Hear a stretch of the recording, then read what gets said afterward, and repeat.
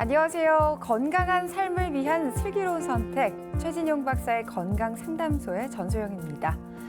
이런 말이 있죠. 건강한 몸을 가진 자가 아니고서는 조국에 충실한 자가 되기 어렵고 좋은 아버지, 좋은 아들, 좋은 이웃이 되기 어렵다. 이 말이 있습니다. 좋은 사람이 되기 위해서 우선은 건강해야 하는데요. 최진용 박사의 건강상담소에서 오늘도 건강을 잘 챙겨보시길 바랍니다. 여러분의 건강 지킴이 최진용 박사님과 함께하겠습니다. 박사님 안녕하세요. 안녕하십니까. 네, 반갑습니다. 자, 20대부터 노화가 시작된다고 합니다. 그런데 제가 생각했을 때 20대를 돌이켜보면 이렇게 노화에 대한 크게 걱정을 하지 않았던 것 같은데요. 그럼에도 불구하고 모든 사람들의 바람이겠지만 노화를 조금이나마 좀 늦출 수 있는 방법이 있다면 평소에 어떤 생활 습관을 해야 할까요? 예, 일단 그 동의보감에서 이야기하고 있는 경우에는 첫 번째 제일 중요한 게 분노를 조절을 하자입니다. 우리가 세상을 살면서 자기가 어떤 하는 일을 하는 데 있어서 스트레스를 늘상 받으면서 생활을 하고 있는데 특히 오장육부에서 가장 조심해야 되는 게 교감신경 기능이 항진이 되는 게 바로 분노가 되겠습니다. 이 분노가 발생을 하게 되면 심박동이 빨라지고 심박동이 빨라지면 그만큼 내 몸에 에너지가 소비가 되고 에너지 소비가 되는 만큼 또 노화가 빨리 된다고 보시면 되겠고 두 번째는 과식입니다. 과식이라는 것은 내 몸에 불필요한 여러 가지 식적이나 담음이나 어혈, 그 밖에 찌꺼기를 내 몸에 계속해서 만드는 역할을 하게 되는 경우이고 세 번째는 적정 체중을 유지하자입니다. 예, 그래서 제가 계속해서 말씀드리지만 50세가 되면서는 우리 몸의 신진대사가 떨어지고 노화가 시작이 되기 때문에요. 내 몸에 이제 현재의 체중보다 늘어나는 경우에는 내 몸의 신진대사가 느려지기 때문에 내 몸의 노화가 더 빨라지고 또 하나는 이제 우리 몸의 원기가 약해지는 경우고 마지막으로 나이가 들어가면서 몸이 조금씩 힘이 들어도 유산소나 근력 운동, 특히 이제 손가락 움직임 운동을 계속해서 해주시는 게 필요하겠습니다. 네, 이렇게 스트레스를 계속 쌓아놓지 마시고요. 이렇게 꾸준한 운동으로 스트레스를 푸시면서 적정 체중을 유지해 노화를 늦춰보시기 바랍니다. 최진용 박사의 건강상담소는 여러분의 건강 고민으로 꾸며지는데요. 잠시 후에 건강 고민을 가진 시청자를 전화로 직접 만나보겠습니다. 자, 오늘은 먼저 피부 기묘증에 대해 살펴보겠습니다. 자, 피부에 자극을 줬을 때 소위 이렇게 부풀어 오르거나 혹은 빨개지기도 하는데요. 정도가 심해졌을 때 피부 기묘증일 수 있다고 합니다. 박사님, 피부 기묘증 사실 생소한데요. 어떤 질환인가요? 예, 이제 피부 기묘증이라기도 하고 또 묘기증이라고도 하게 되는데요. 일단 그 말에서 그 뜻을 찾아볼 수가 있습니다. 예, 묘기증 했을 때 묘라는 것은 우리가 그림을 그린다는 묘자가 되고 기자는 이제 글을 쓴다, 또 기록한다는 기자가 되잖아요. 예, 그래서 피부에 이제 그림을 그리고 글을 쓸 수가 있다의 이제 뜻입니다. 예, 그래서 우리가 일반적으로 피부에 자극을 주거나 압력을 주게 되었을 때 일반적으로 약간 부풀었다가 바로 사라지게 되는데 피부 기묘증이 있는 경우에는 우리가 글을 쓰거나 또는 볼펜으로 약간 압력을 가하게 되면 이렇게 빨갛게 이렇게 부풀거나 또는 부풀면서 가렵고 이런 경우에 이제 혈관이 팽창이 되면서 여기에서 이제 히스타민이 나오게 되면서 이 피부 기묘증이 발생한다고 보시면 되겠습니다. 네, 박사님께서 말씀해 주셨다시피 피부 기묘증은 두드러기의 일종이라고 말씀해 주셨는데 그렇다면 이 피부가 부풀어 오르는 일반적인 두드러기와는 좀 다른 건가요? 예, 일단 그런데 그 피부과에서 이 두드러기 안에 이 피부 기묘증이라는 병명이 들어가게 됩니다. 예, 그래서 만성 두드러기라는 표현을 쓰기도 하게 되는데요. 이 증상들 자체가 비슷하기 때문에 증상들 자체가 두드러기 안에 나타나기 때문에 두드러기의 이제 일종으로 보게 되는 경우입니다. 예, 그런데 나타나는 원인이 조금씩 다르다고 보시면 되는데 일반적으로 단순성의 피부 이제 두드러기가 있는데요. 이 경우에는 부풀기만 하고 빨갛게 충혈이 되는 경우가 있고 두 번째 증상은 빨갛게 충혈이 되고 예, 부풀고 또 하나는 이제 가려움증이 같이 나타나는 현상입니다. 그래서 이러한 증상들이 있는 경우에 심한 경우에는 이렇게 우리가 악수만 해도 예, 그 부분이 이렇게 부풀게 되면서 한 5분 이상 이렇게 유지가 되는 경우를 이야기하고 있기 때문에 원인에 따라서 이 병명이 좀 다르다고 보시면 되겠습니다.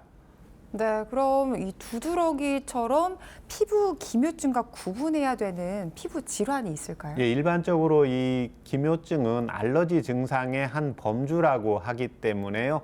아토피나 또는 이제 피부 알러지라든지 뭐 햇빛이라든지 한랭성 두드러기 질환하고 감별을 해야 됩니다. 예, 그래서 바람이 이렇게 한랭성 두드러기는 우리가 더운 곳에 있다가 찬 곳에 가면 부풀면서 이제 두드러기가 발생을 하게 되는데요.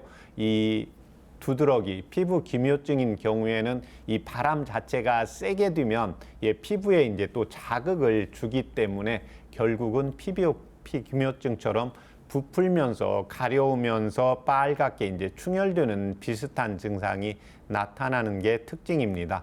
네, 이 만성적으로 이렇게 증상이 계속 나타나서 치료가 힘들다고 하는데 피부 기묘증은 왜 생기나요? 예, 피부 기묘증이 생기는 원인은 우리가 이제 자극을 주었을 때 혈관이, 이 피부 안에는 혈관이 있는데요. 이 혈관이 이제 팽창이 되면서 나타나는 히스타민이라는 물질이 나오게 되는데요. 이 경우가 항상 자극을 주었을 때 계속해서 나오는 경우는 아니겠죠. 내 몸에 이제 컨디션이 좋을 때는 피부 기묘증이 안 나타나고 컨디션이 좀 떨어질 때 어떤 자극이 셀 때 이런 증상들이 나타나기 때문에요. 결과물보다는 이제 원인에 대한 치료를 하는 게 한방적인 특징입니다. 예, 그래서 1차적으로는 이제 만성적인 질환을 가지고 있는 경우입니다. 특히 갑상선 질환이라든지 이제 당뇨병이라든지 감염증과 같은 질환을 가지고 있는 경우에 피부 기묘증이 나타나기가 쉽고, 예, 두 번째는 스트레스입니다. 예, 스트레스를 받았을 때 교감신경 기능이 항진이 되고 피부가 이제 긴장이 되고 혈관도 긴장이 되면서 기묘증이 잘 나타날 수가 있고, 세 번째는 선천적으로 피부가 예민하게 작동을 하시는 분입니다. 그래서 대부분 이제 남성보다는 여성분이 좀 예민하고 섬세한데요. 이렇게 모르는 분이 뭐 손을 잡았다든지 살짝 등을 부댔다든지 이랬을 때 순간적으로 이제 긴장을 하면서 예, 알러지 반응이 나타날 수가 있거든요. 예, 그런 것처럼 이제 피부가 예민하고 섬세하신 분들에게서 이러한 증상들이 나타나는 게 특징인데, 제가 말씀을 드리지만 피부가 섬세하고 곱고 부드러운 사람들이 이러한 증상들이 나타나는 게 또 특징입니다.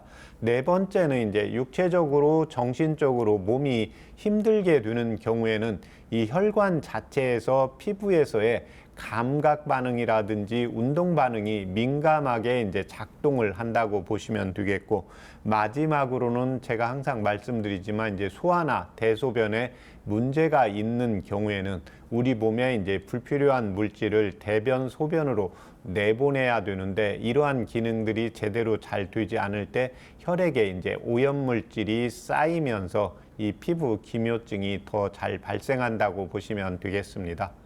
네, 피부 기묘증의 원인에 대해서 여러 가지 설명해 주셨는데 당뇨병이나 또 다른 질환이 원인이 되어서 생기기도 한다는 걸 오늘 저는 처음 알았네요. 그런데 이 빵이나 밀가루 음식을 끊으면 피부에 좀 도움이 된다라는 말도 좀 들었거든요. 사실인가요? 이제 저도 그 환자분들한테 이제 그런 이야기를 이제 듣는데요. 예, 빵이나 밀가루에 알러지 반응이 있는 분에 한해서 그렇습니다. 예, 그래서 피부 기묘증이 있는데 내가 평상시에 이제 밥을 먹다가 빵이나 이제 밀가루 음식을 많이 먹었을 때 이제 그러한 현상들이 좀 나타난다 이랬을 때는 그걸로 인해서 피부 기묘증이 나타난다고 볼 수는 없고, 예, 바로 이 피부 기묘증은 예, 원인 자체가 피부의 외부에서의 이제 자극이거든요. 예, 그래서 평상시에 뭐 빵이나 밀가루를 먹었을 때 일반적으로 알러지 반응이 나타나는 경우에는 이제 소화장애가 있거나 복통이나 예, 설사 등이 나타나기가 쉽습니다. 그래서 이런 경우에는 그 음식 자체보다는 내가 음식을 과하게 많이 먹었거나 다른 음식하고 같이 먹었거나 술이나 이제 흡연을 자주 하는 경우에 이러한 질병들이 더 잘 발생할 수 있다고 보시면 되겠습니다. 네. 자, 일반적으로 이렇게 가려움증이 나타날 때 손톱으로 이렇게 싹싹싹 긁잖아요. 네. 그럴 때 피부가 이렇게 부풀어 오르거나 빨개지는데 이게 모든 게 다 피부 기묘증이라고 생각하기에는 좀 오산일 것 같고 여부에 대해서 판단할 때는 어떻게 생각해야 될까요? 예, 일반적으로 이제 그래서 제가 진찰을 할 때는 피부 기묘증이 있어요 왔으면 미리 이제 맥을 보고 상담을 하기 전에 이렇게 볼펜으로 이제 살짝 자극을 줍니다. 그래서 일반적으로 볼펜으로 자극을 주면 우리가 약간 부풀었다가 그 다음에 한 5분 정도, 2, 3분 정도 있다가 보면 그게 약간의 자극 그대로 있거나 그렇지 않으면 약간 줄어들어야 되잖아요. 예, 그런데 피부 기묘증이 있는 분들은 그 상황에서 부푸는 증상이 조금 더 심해지고 빨개지고 좀 더 증상이 심하신 분들은 가려움증까지 같이 나가기 때문에 우리가 볼펜으로 뭐 손톱으로 다른 친구들이 손을 꽉 잡았다. 예, 그때 일시적으로 빨갛게 됐다. 예, 이런 경우에는 기묘증이라고 보지는 않고 그게 줄지 않고 계속해서 꽉 잡았을 때 자극을 주었을 때보다 그 증상이 심하게 피부가 부푸는 경우에 피부 기묘증으로 진단을 내린다고 보시면 되겠습니다. 네, 그렇군요. 그렇다면 피부 기묘증은 한방에서 어떻게 치료하고 있을까요? 예, 일단 한의원에 오는 경우에는 병원에서 일반적으로 항히스타민제나 스테로이드를 처방해서 복용했는데도 잘 낫지 않고 만성으로 오는 경우에 내원하는 경우입니다. 예, 그래서 첫 번째는 이제 증상을 완화하는 게 우선이고 두 번째는 원인에 대한 치료를 같이 하게 됩니다. 예, 증상은 부풀면서 발적이 되는 경우가 하나가 있고 두 번째는 부풀면서 가려우면서 이 증상이 같이 나타나는 경우가 있습니다.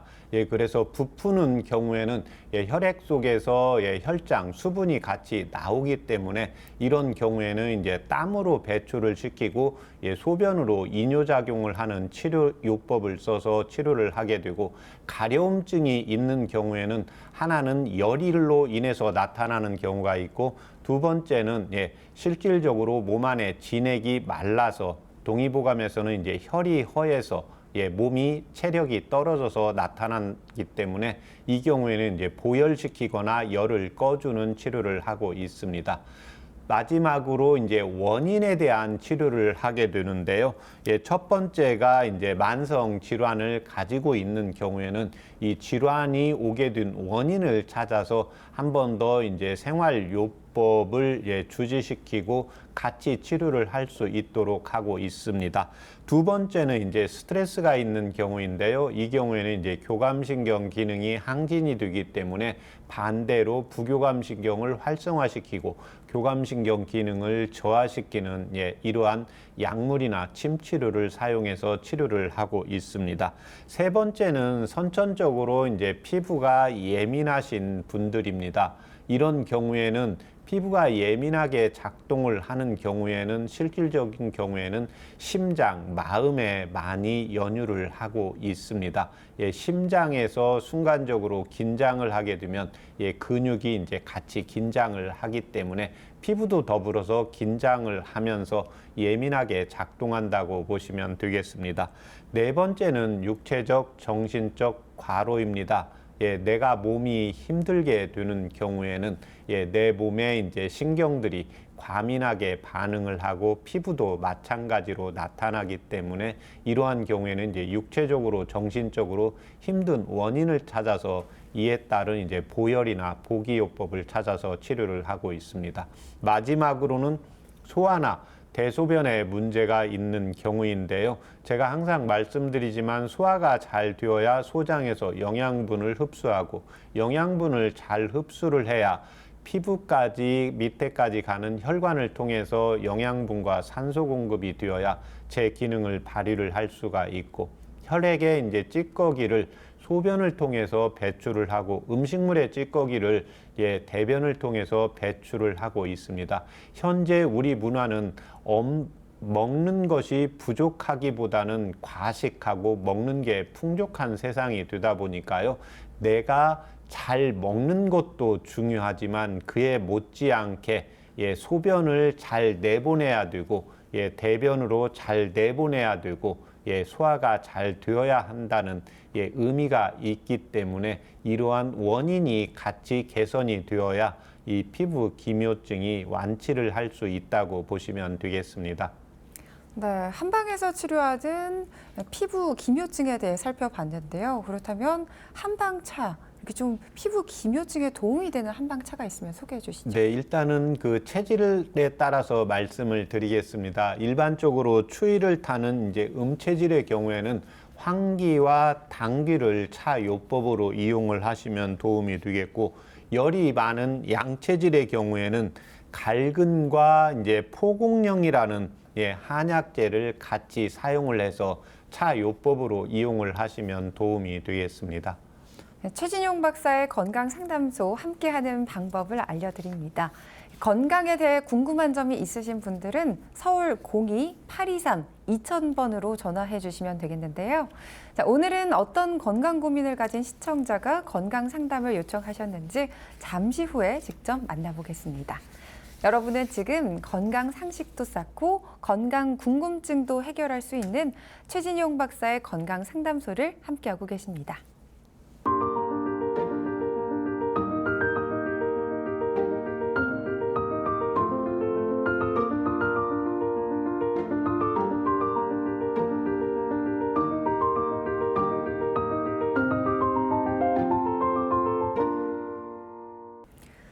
건강한 삶을 위한 똑똑한 선택, 최진용 박사의 건강상담소.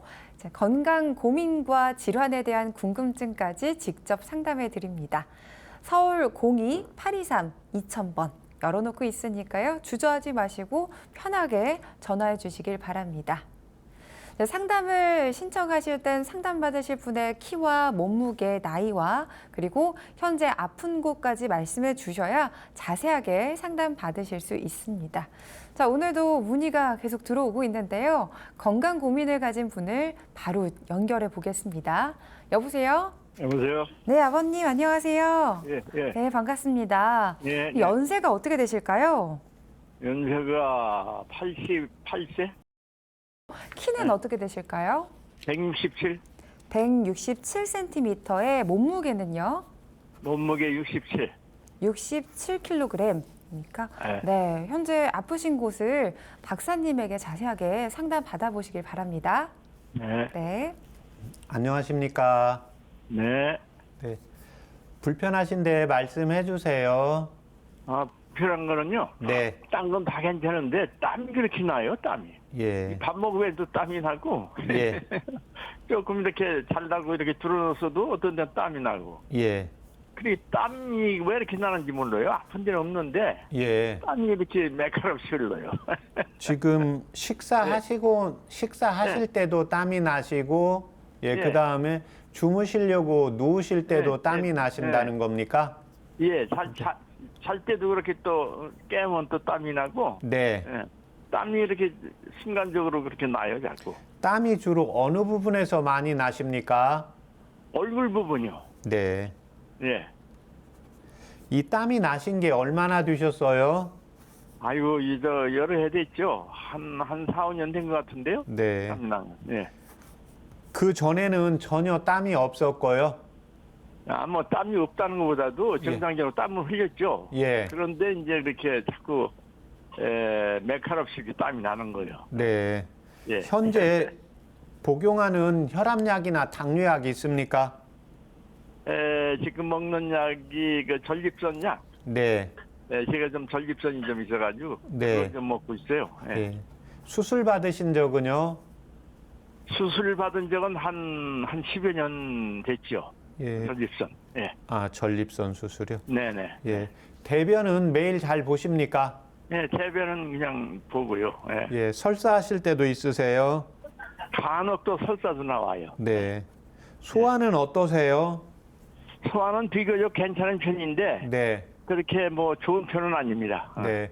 항상 땀이 나실 때는 주무시다가 이제 일어나실 때도 땀이 나신다고 했습니다. 예, 그런데 이 땀이 주로 얼굴에서만 나세요? 얼굴에서 비교적 그렇게 나요. 예, 그 몸이나 다리 쪽에서는 거의 안 나시고요. 몸에도 약간 이제 나는데 네. 뭐 얼굴에 비하면 뭐 그건 그렇고요. 네. 발 같은 데서는 안 나요. 네. 예. 한의원에서 체질 검사 받아보신 적 있으세요? 안 받았죠? 네. 혹시 술 하실 줄 아세요? 예? 술. 술? 예. 아, 술은 전혀 안 씁니다. 네. 아, 전혀 안 하신다고요? 네네. 네. 예, 제가 체질을 확인하기 위해서 이제 한번 물어보신 거거든요. 지금 예, 일반적으로 이제 연세가 지금 88세고 이제 일반적으로 뭐 밥을 먹거나 좀 움직일 때는 땀이 약간 날 수가 있는데 잠자려고 누울 때도 그렇고 주무시다 일어날 때도 지금 얼굴 쪽에서 땀이 나신다는 거잖아요. 예, 이제 얼굴 쪽에서 땀이 나는 경우에는 이제 얼굴은 우리 몸에 이제 눈도 있고 코, 입, 귀. 그래서 한방에서 보는 것은 얼굴은 이제 양의 부위에 해당이 됩니다. 예, 그래서 일반적으로 이제 신진대사의 기능이 떨어지면서 기력이 약해지면 이제 땀이 나는 증상들이 발현을 하기 시작합니다. 예, 지금 말씀을 하실 때 이제 우리가 많이 움직이거나 이제 일했을 때 땀이 나야 되는데 일반적으로 조금만 움직여도 이제 전같이 않게 땀이 나신다는 거잖아요. 예, 그래서 이 경우에는 이제 양기가 저하가 되고 식사는 조금 과식을 해도 소화는 잘 되십니까? 소화는 그냥 괜찮게 돼요. 그런데 제가 과식하는 편은 아니거든요. 네. 식사도 그냥 뭐 아주 소량은 좀 넘고 네. 그냥 뭐 많이 먹는 편은 아닙니다. 네. 예, 알겠습니다. 이때 네. 도움이 되는 그 한방차 불러드릴 테니까 적어보세요. 네네. 예, 지금 어르신 그 땀이 날 때 순간적으로 얼굴 쪽으로 열이 올라오는 느낌이 드세요? 아니 열이 올라오는 거 느낌 안 나요. 예. 네. 예. 예, 황기밀구. 황기 예, 밀구. 밀구 예, 예. 백출. 백출 예, 당귀. 황기 예, 황기 아니 당귀. 당기 네. 예. 거기까지 5g입니다. 각 5g. 네. 예. 승마. 숙마 예, 승마 밀구. 숙마 밀구. 밀구 예. 일단 그렇게 밀구. 적으세요. 밀구. 예, 이거는 이제 승마라는 약재를 꿀로 법제를 한다는 의미거든요. 예, 그래서 승마 밀구는 1g. 각각 예, 아니 승마 밀구가 약이 한 가지입니다. 한 가지구나. 네. 예. 그래서 승마 밀구 1g. 1g. 예. 네, 이렇게 해서 물을 1800cc 넣으시고 물. 예. 1800. 예. 넣으시고 중간 불 정도로 끓여서 예. 100cc 정도 나오게 달이세요. 중간 불로. 네. 예, 100cc 남게. 네. 예. 그렇게 해서 그걸 아침에 기상해서 한 잔 드시고 아침에. 네. 그 다음에 오후 5시에 한 번 더 드세요. 오후. 네. 예, 그렇게 해서 꾸준히 드시면 도움이 되겠습니다. 예. 아이고, 감사합니다. 네. 네. 그럼 그렇게 한번 해보겠습니다. 네.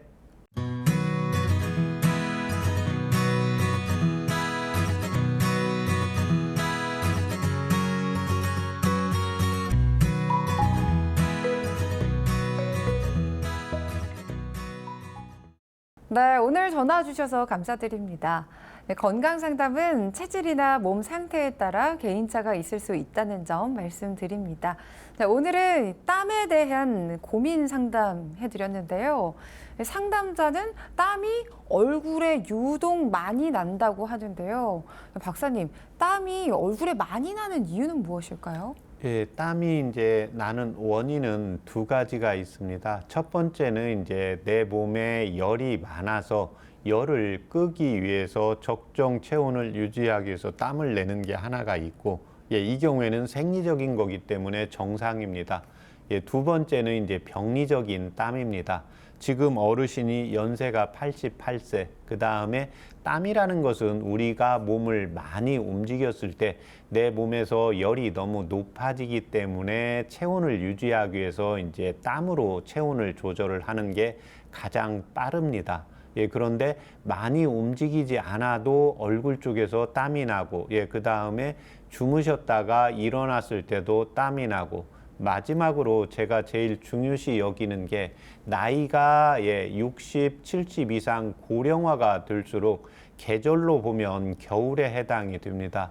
겨울이라는 것은 몸이 차가워지는 시기입니다. 예, 그래서 나이가 들어갈수록 몸이 차가워지기 때문에 땀이 난다. 그러면 몸이 차가워지는 게 더 속도가 빨라지겠죠. 몸이 차가워지면 당연히 노화의 진행 속도가 더 빨라지고, 예, 장수하는데도 지장이 많기 때문에 연세가 높아지는데 어떠한 질병이 있을 때 땀이 난다. 특히 얼굴의 부분에서 땀이 나는 게 있고, 예, 허리 이하에서 땀이 나는 게 있습니다.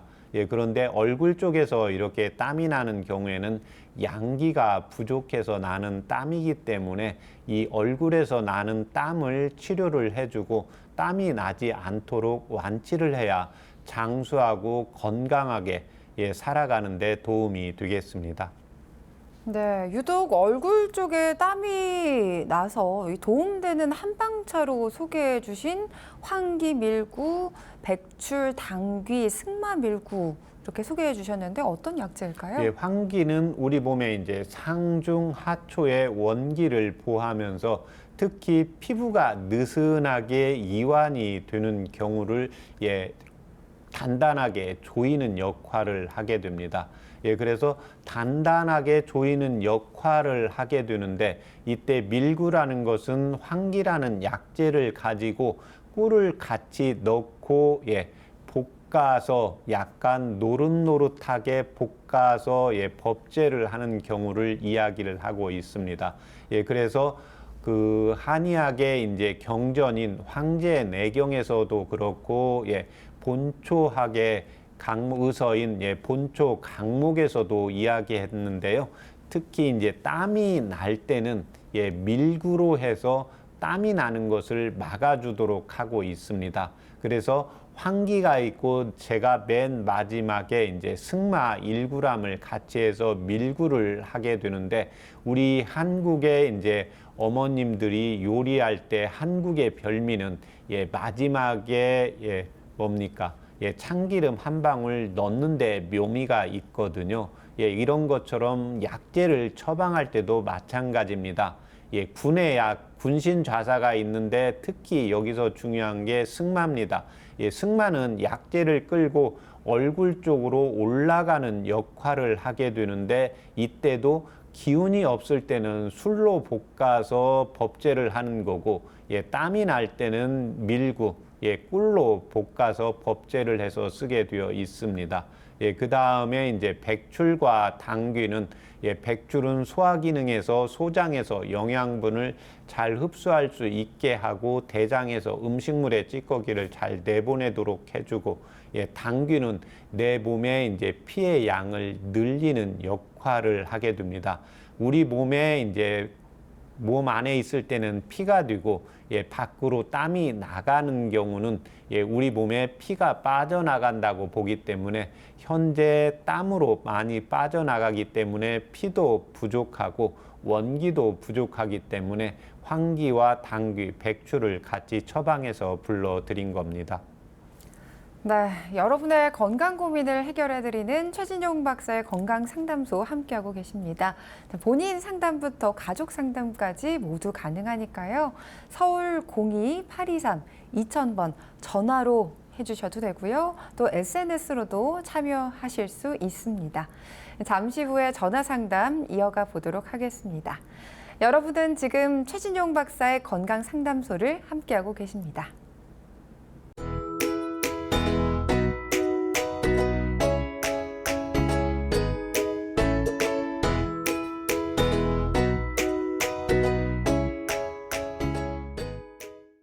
알고 먹으면 더 도움되는 식재료를 살펴보는 슬기로운 건강 밥상입니다. 자, 오늘 살펴볼 식재료는 민들레입니다. 길가에서 흔히 볼 수 있는 들꽃 민들레는 예로부터 약재와 식재료로 사용되어 왔는데요. 자, 박사님, 이 민들레는 동의보감에서 어떤 약재로 쓰이고 있나요? 정말로 많이 쓰이는 약재 중에 하나인데요. 포공영이라고 기록되어 있고 또 포공초라고도 기록되어 있습니다. 성질은 평하고 이제 맛은 달면서 독은 없다고 기재되어 있는데요. 특히 여성분들의 경우에 이제 유방이 붓거나 유방 부위에 이제 염증이 생기면서 종기가 생기는 경우에 잘 치료한다고 적고 있습니다. 또 하나의 경우에는 열독을 없애주면서요, 여러 가지 이제 멍울을 풀어주고, 식독을 풀어주고, 그래서 여성분들의 경우에 유방 쪽에 이제 멍어리가 생기거나, 몸 자체가 뭔가 자꾸 뭉치는 역할을 하는 경우에 이걸 잘 풀어주게 됩니다. 뭉친다는 것은 우리가 식독, 음식물을 먹고 채기가 있을 때, 부딪히면서 이제 멍이 들거나, 또는 우리가 스트레스를 받아서 마음에 이제 응어리가 진 게 있을 때 풀어주는 역할을 한다고 해서 행기에 아주 대표적인 약재로 쓰이고 있는 게 특징입니다. 네, 그럼 이 민들레는 해독 기능이 있다는 건데 또 이외에 이 간 건강에도 도움이 된다고 합니다. 민들레 어떤 성분 때문일까요? 이제 민들레는 콜린 성분을 함유하고 있는데요. 이 민들레는 그렇기 때문에 이제 지방간의 이제 생성을 막아주고 간경화에 도움을 주고 있습니다. 또 하나 숙취 해소에도 도움이 되는데요. 한 동물 실험에 따르면 간을 손상을 유발을 한 쥐에게 이 민들레 이제 추출물을 먹였더니 간 손상을 이제 예방한 것으로 나타났기 때문에 평소에 이제 간 쪽이 안 좋거나 또는 우리가 술을 좀 자주 먹거나 특히 제가 간은 술하고 연관이 많지만 또 하나는 이제 분노를 표출을 하거나 또 분노를 표출하지 못하는 분들은 겁이 있는 분들은 화를 내는 게 아니라 짜증으로 표현을 하게 됩니다. 그래서 짜증을 자주 내는 경우에도 이 민들레가 도움이 되겠습니다. 네, 그리고 또 민들레는 만성 위염이나 염증 제거에도 도움 받아볼 수 있다는데 사실인가요? 네, 그렇습니다. 이 민들레 이제 폴리페놀 성분인데요. 염증을 억제하는 효능이 있고 시험관 연구에 또 따르면 이 민들레 추출물로 처리한 세포에서 염증 표지자가 현저히 이제 감소되었고 또 류마티스 관절염에도 도움이 되었다는 연구가 있습니다. 그래서 마찬가지로 이제 이 류마티스를 관절염을 유발을 우리가 실험을 할 때는 정상적인 쥐에다가 류마티스 관절염을 유발을 시킵니다. 그래서 여기에서 민들레 속에 있는 타락, 사시스 테로를 투여한 결과 염증 표지자 수치가 50% 이상 개선이 되었다는 연구 보고도 있습니다. 50% 이상이나 수치가 감소했군요. 네. 대단합니다. 자, 그리고 또 이뿐만이 아니라 이 민들레는 식이섬유도 풍부해서 장 건강에도 도움이 된다고 하는데 이 주목할 만한 민들레 효능은 또 다른 게 있을까요? 그게 이제 대표적인 게 식이섬유가 있으니까 체중 감량이 되고 또 하나는 이제 우리 몸의 장 건강을 활성화시키는 데 효과가 있고 또 하나 동의보감에서 이제 식체를 풀어주고 울체된 걸 풀어준다고 했잖아요. 그래서 소화 기능을 이제 개선을 시키고 특히 이제 식이섬유가 풍부하기 때문에 콜레스테롤이나 이제 중성 지방의 수치를 낮추어 주면서 콜레스테롤을 예방하는 효과도 있다고 보시면 되겠습니다. 네, 이렇게 민들레를 먹었는데 또 식이섬유가 풍부해서 이렇게 장 건강에도 도움이 되는지 이제 알게 됐네요. 자, 민들레 섭취에 주의해야 하는 체질이 있을까요? 성질이 평하다는 것은 차거나 덥지가 않다는 겁니다. 그래서 몸이 찬 사람이나 더운 사람이나 누구나 섭취를 할 수가 있기 때문에 체질에 관계없이 섭취를 할 수 있습니다. 다만 민들레는 이제 국화과 식물인 만큼 돼지풀이라든지 이제 금좌나 같은 식물 알러지가 있는 분들의 경우에는 주의를 할 필요가 있겠습니다. 네, 식물 알레르기 있으신 분들은 무엇보다도 주의해야겠고요. 자, 민들레를 건강하게 섭취하는 방법이 있을까요? 다양한 방식으로 먹으면 되는데요. 잎이나 줄기 또는 뿌리, 꽃을 포함한 이제 식물의 이제 전초를 나물로 무쳐서 먹기도 하고 차로 끓여서 이제 섭취를 하셔도 됩니다. 또 하나는 이제 노약자나 특히 소화기가 약하신 분들은 생으로 먹는 거, 무쳐서 먹는 것보다는 물로 끓여서, 차로 끓여서 그 물을 섭취하시는 게 도움이 되겠습니다. 네, 지금까지 슬기로운 건강밥상, 오늘은 천연 간 해독제 민들레에 대해 살펴봤는데요. 민들레로 건강을 잘 챙겨보시길 바랍니다. 궁금한 식재료나 자신의 체질에 도움되는 식재료를 알고 싶다면 서울 02-823-2000번으로 문의해 주시면 되고요. 잠시 후에 여러분의 건강 궁금증을 해결해 드리는 건강 상담이 계속해서 이어집니다.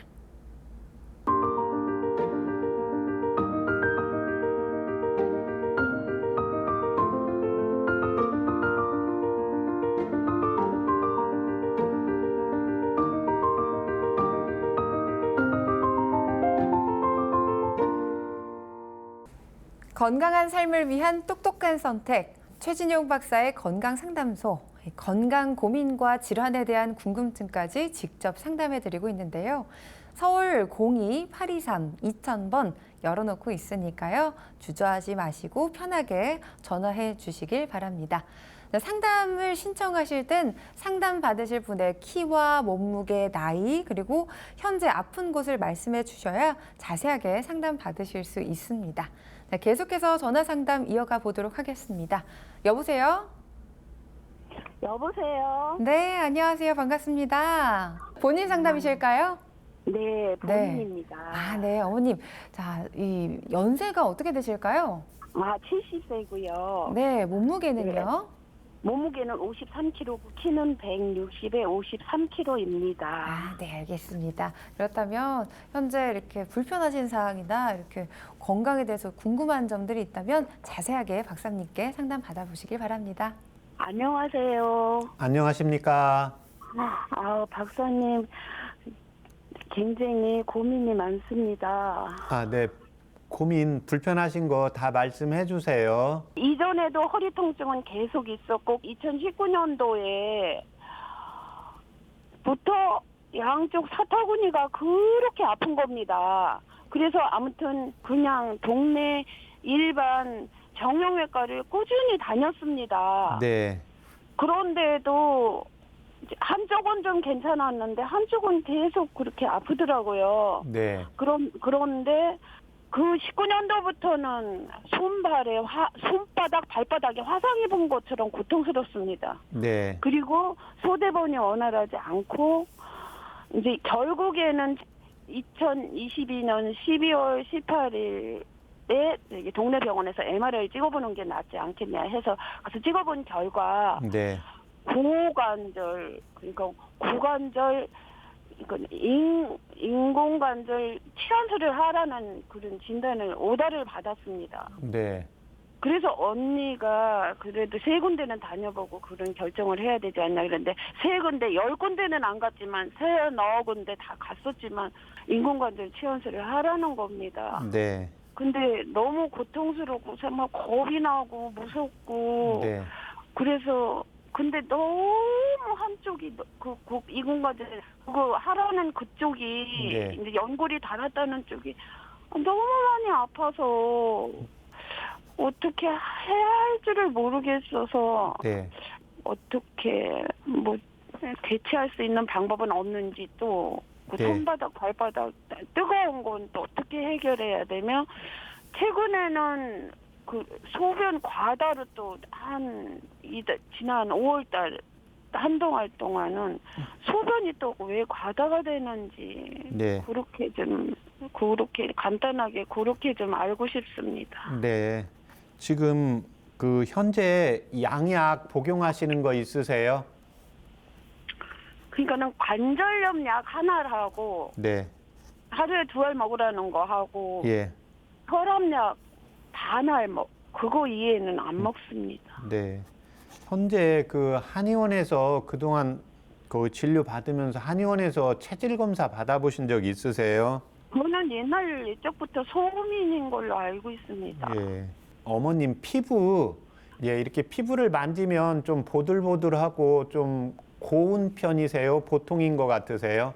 보통인 것 같습니다. 예. 혹시 술 하면 얼굴 빨개집니까? 별로 표시 안 나십니까?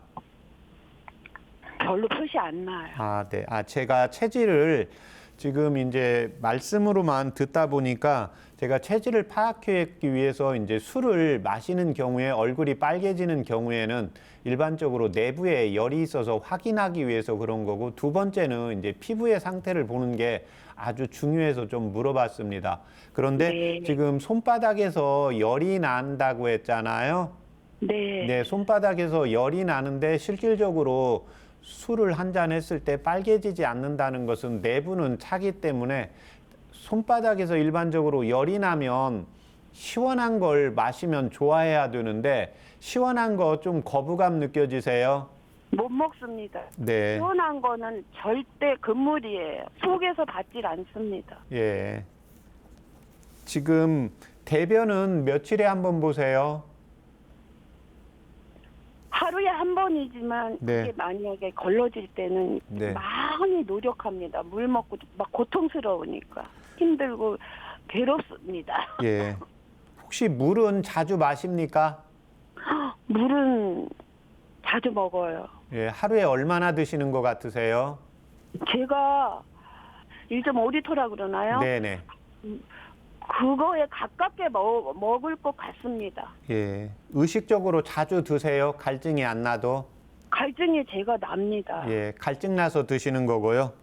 네, 갈증 네. 나서 먹고 하여튼 수시로 가지고 다니면서 마십니다. 그리고 네. 참으면 말도 못하게 목이 탑니다. 네. 이제 설명드리겠습니다. 지금 요붕증이라는 것은 그 뇌에서 항이뇨 호르몬 분비가 잘 안 되어서 그런 게 하나가 있고, 두 번째는 방광에서 소변을 간직하는 힘이 떨어져서 나타나는 현상입니다. 네. 예. 그러니까 이 경우 그 요붕증은 지금 언제 증상이 나타났습니까? 5월 초부터요. 예, 5월 초부터 지금 현재까지도 있으세요? 계속 그러고 점점 심합니다. 밤에 그거를 그냥 앉아서 한 10분 동안 눈을 감고라도 중간에 깨면 짜주지 않으면 다시 가서 마려울까 봐 겁이 나서 못 잤는데 한 번 깨면 이어자는 걸 못 합니다. 네. 이건 병원에서 약 처방받아서 복용하시나요? 안 가봤는데 병원에 가야 할까요? 예, 이 경우에는 병원에 한번 가보셔야 됩니다. 고맙습니다. 그렇게 네. 하겠습니다. 예, 그 다음에 지금 그 손 다리에서 열이 나는 경우에는 그 엔진이 우리 몸이 이제 과로로 인해서 아까 이제 본인 체력보다 일을 좀 힘든 상황으로 하셨다고 했습니다. 네, 그렇게 예, 그래서 했습니다. 이 경우에 이제 엔진이 내 몸이 내 체력보다 과하게 쓰면 이게 손과 발에서 이제 열이 올라오는 증상들이 나타나게 됩니다.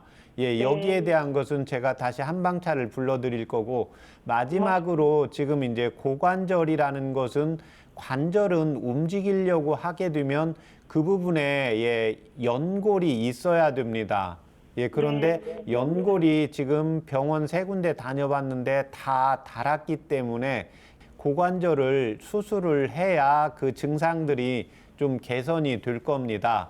예, 제가 이제 그 고관절에 이제 연골이 닳았기 때문에 근육하고 인대 쪽을 보강을 하고, 예, 그 다음에 이제 그쪽으로 혈액순환을 잘 되게 하고 몸을 하초 쪽 고관절은 따뜻하게 혈관을 팽창시키고, 예, 손과 다리는 기력이 떨어져서 나타나는 현상이기 때문에 이때 네. 도움이 되는 한방처요법 불러드릴 테니까 적어보세요. 당귀, 천궁, 백출, 백출요, 예, 진피, 우슬, 무술, 오가피. 그렇게 해서 거기까지 각 5g입니다. 대추 500원짜리 대추 좀 큰 거 해서 2개예요. 네, 대자 2개요. 네, 그렇게 해서 물을 네. 2000cc 넣으시고 100에서 한 120cc 나오게 달이세요. 하루에 이제 2번 정도, 2번이나 3번 정도 이렇게 편한 시간에 드시면 됩니다. 고맙습니다. 네.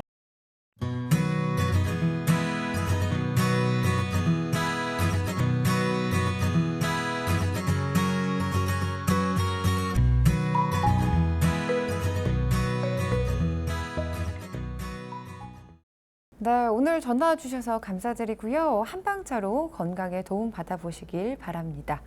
건강 상담은 체질이나 개인 상황에 따라 개인차가 있을 수 있습니다. 오늘은 손 발바닥 열감 그리고 고관절 통증에 대한 건강 고민 상담을 해드렸는데요.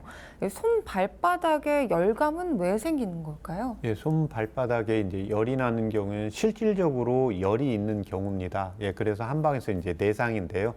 내가 이제 체했거나 이제 스트레스를 받았을 때, 또 하나는 우리가 이제 긴장할 때도 교감신경이 항진이 되고 혈관이 수축이 되면서, 예, 긴장이 되면서 떨리기도 하고 열감도 나타나고 어떤 경우에는 이제 차가운 증상으로도 나타나게 됩니다. 예, 또 하나는 이제 반대로 내 몸의 체력보다 과하게 쓰는 경우, 예, 육체적으로 힘들고, 예, 정신적으로 힘든 경우에는 우리가 엔진을 적당히 돌려줘야 되지, 엔진의 원래 용량보다 세게 돌리면 과열이 되잖아요. 예, 마찬가지로 이 경우에는 이제 허증의 개념입니다. 예, 그래서 지금 저하고 상담하신 어머님의 경우에는 내 체력보다 이제 과하게 쓰면서, 예, 내 몸에 이제 체력이 떨어져서 이제 나타나는 현상으로 보았기 때문에, 예, 기혈을 이제 보해주는 한방차를 불러드린 겁니다. 네, 도움되는 한방차로 소개해 주신 당귀, 천궁, 배출, 진피, 우술, 오가피, 대추 이렇게 설명해 주셨는데 어떤 약재들인가요? 예, 이제 당귀와 청궁은, 예, 피를 보충을 해주고 혈액순환을 왕성하게 시켜주는 효능이 있습니다. 예, 그 다음에 이제 백출하고 진피는 소화 기능이 좀 떨어지고, 또 하나는 이제 마음적으로 안정이 좀 안 되고, 예, 불안한 증상들이 같이 느껴졌기 때문에 제가 이제 백출하고 진피를 같이 비위 기능하고, 예, 가슴 쪽, 예, 심장 쪽에 기능을 좋게 해야 됩니다. 예, 그래서 심장이 이제 펌프력이 좋아야 손과 이제 발까지 동맥을 통해서 피가 제대로 가기 때문에, 예, 백출하고, 예, 진피를 처방을 해드린 거고, 예, 또 하나는 이제 고관절에 연골이 닳았기 때문에 근육과 인대를 보강을 하고 또 아래쪽에 하추의 순환을 잘 시키기 위해서 우술과 이제 오가피를 처방을 해드린 거고, 마지막으로 새콤한 걸 이제 좋아하는 경우에는 대체적으로 새콤한 거에는 음의 분야인데, 새콤한 걸 좋아하시는 분은 대체적으로 이제 달콤, 새콤, 이제 음량의 개념이 같이 붙어 다니게 됩니다. 그래서 새콤한 걸 좋아하시는 분은 매콤한 걸 조금 덜 좋아하고, 얼큰한 걸 아주 맵고 자극적인 걸 좋아하시는 분들은 신김치나 이런 좀 신음식을 조금 적게 먹는 경향이 있습니다. 그래서 이분의 경우에는, 예, 새콤한 걸 좋아하기 때문에, 예, 비위 기능을 더 돋구기 위해서, 예, 단맛이 나는 대추, 또 이 대추는 그 비위 기능을 보호할 뿐만이 아니라 경맥, 십이경맥, 동의보감에서는 십이경맥을 순환시킨다고 했는데 결국은 이제 동맥의 혈액순환을 강화시켜 준다고 보시면 되겠습니다. 네, 방송 함께 하시면서 건강 궁금증이 있거나 아픈 곳이 있거나 또 건강 고민이 있다면 서울 02-823-2000번으로 참여해 주시길 바랍니다. 네, 계속해서 SNS로 올라온 건강 고민 상담을 살펴보겠습니다. 안녕하세요. 저는 30대 직장 남성입니다. 한 달 전부터 가슴에 답답함과 두근거림, 그리고 가끔 열이 오르는 증상이 생겼는데요. 병원에서는 특별한 이상은 없다고 하는데 증상이 반복됩니다. 주변에서 스트레스로 인한 화병이라고 하는데요. 가슴 답답함과 두근거림이 화병 때문에 생길 수 있나요? 그리고 도움되는 한방차가 있는지 궁금합니다. 네, 30대 직장 남성의 가슴 답답함과 또 두근거림에 대한 건강 고민 사연이었는데요. 박사님, 사연자와 같은 증상이 이 화병과 관계가 있나요? 예, 이제 그냥 크게 이야기하면 화병으로 볼 수가 있는데 동의보감에서는 심기 울체라든지 우울이라든지 울화라든지 이 병명으로 나누어서 이제 진단을 해서 치료를 하게 됩니다. 그래서 화병이 그러니까 내가 스트레스를 받았을 때 분노를 표출을 하시는 분이 있고요. 두 번째는 짜증을 내는 사람이 있습니다. 그러니까 분노는 내가 부당한 것, 내가 불편한 거에 대해서 바로 반기를 들면서 소리를 지르고 화를 내는 경우입니다. 예, 그런데 겁이 있거나 소심하고 내성적인 분들은 그냥 상대방한테 짜증을 가볍게 조금 만성적으로 이렇게 내는 경향이 있고, 또 하나는 우울증입니다. 우울이라는 것은 밖으로 나갈 수도 없고 안으로 갈 수도 없고, 그래서 전진할 수도 있고 후퇴할 수도 없는 상황. 그래서 우리가 살다가 보면 어떻게 문제가 해결이 안 되고 가운데 있어서 풀어지지 않는 경우가 있거든요. 이게 이제 우울의 개념이고, 우울증은 내가 사회생활을 하거나 스트레스를 받는데 자꾸 안으로 울체를 하게 됩니다. 그래서 안에 내부적으로 가슴이 답답해서 뭔가를 표출을 해야 되는 경우인데, 본성 자체가 남한테 불편한 것을 호소를 잘 못하시는 분들이 있습니다. 그래서 이런 경우를 이제 심기울체로 표현을 하고 있기 때문에, 화라고 했을 때는 얼굴이 붉어지거나 맥박수가 좀 빨라지거나, 그 다음에 가슴이 답답할 때도 가슴에 이제 옷을 벗었을 때 피부가 빨갛게 발적이 되는 경우에는 이제 울화의 개념으로 있고, 뭔가 답답한데 맥관도 떨어지고 얼굴에 붉은색도 없고 내성적이고 소심한 체질이다, 이런 경우에는 이제 심기울체나 우울의 개념으로 보고 치료를 한다고 보시면 되겠습니다. 네, SNS의 사연처럼 이 30대 직장인 남성이 전체적으로 증상을 살펴봤을 때 화병이다라고 말씀해 주셨는데, 도움되는 한방차가 있다면 소개해 주시죠. 이런 경우에 지금 정확히 아까 이제 증상이나 체질에 따라서 다른데, 내가 평상시에 이제 매콤하고 좀 칼칼한 음식을 좋아한다, 이런 경우에는 향부자와 목향을 차요법으로 이용을 하시면 됩니다. 그런데 나는 조금 매우면, 내가 매운 걸 먹고 싶은데 매운 걸 먹으면 먹을 때는 괜찮은데 먹고 나면 화장실에 간다, 또 내가 강도를 조금 높이면 재채기가 나온다, 이런 경우, 또는 달콤새콤한 것을 좋아한다, 이런 경우에는 향부자와 귤피를 차요법으로 이용을 하시면 도움이 되겠습니다. 네, 그렇다면 이러한 증상들, 가슴이 답답하거나 두근거림에 해소되는 이 한방 지압법이 있으면 소개해 주시죠. 매콤하고 칼칼한 음식이 하여튼 매워야 좋으신 분 있거든요. 이런 분은 평상시에 여기에 울화, 화병이 잘 체하기 때문에 양쪽 유두의 가운데 이 전중혈을 자신의 엄지손으로 해서 지압을 자주 해주시면 도움이 되고, 이에 반해서 나는 매운 것보다는 달콤새콤한 음식이 좋다, 이런 경우에는 내관이라는 혈자리를 이용을 하시면 되겠습니다. 그래서 이런 경우에는 본인의 이 손목으로 이렇게 안쪽으로 굽히면 주름이 있는데요. 이 주름에서 본인의 손가락 두 번째, 세 번째 손가락을 해서 양쪽 건 사이에 내관이라는 혈자리가 있습니다. 그래서 이 내관이라는 혈자리를 본인의 이제 엄지손으로 약간 뻐근할 정도로 해서 오른쪽 손을 자주 지압을 해주시면 도움이 되겠습니다. 네, 바로 이렇게 두 번째에서 이렇게 요 네, 자리가 맞습니다. 맞나요? 네, 맞습니다. 네, 알겠습니다. 제가 좀 자주 눌러봐야겠네요. 네. 네, 건강 상담은 체질이나 개인 상황에 따라 개인차가 있을 수 있습니다. 네, 지금까지 SNS로 올라온 건강 고민을 살펴봤는데요. 네, 최진용 박사의 건강 상담소 벌써 마칠 시간입니다. 네, 끝으로 박사님 건강 제안 함께 부탁드리겠습니다. 자, 오늘 소개해 주실 건강 제안은 무엇인가요? 여성분들의 경우에 생리 중에는 땀 흘리는 운동을 하지 말자입니다. 제가 진료를 하다가 보면 여성분들이 이제 몸이 안 좋거나 뭐가 증상들이 나타나면 일단 뭐 요가라든지 운동이라든지 물 마시는 운동, 물 마시는 습관이라든지 이러한 행위들을 하게 되거든요. 그런데 특히 땀나는 운동은 여성분들의 경우에 생리 중에는 땀나는 운동을 하게 되면 오히려 자궁이 더 차가워지고 그래서 땀이 난다는 것은 체온을 떨어뜨리는 경우거든요.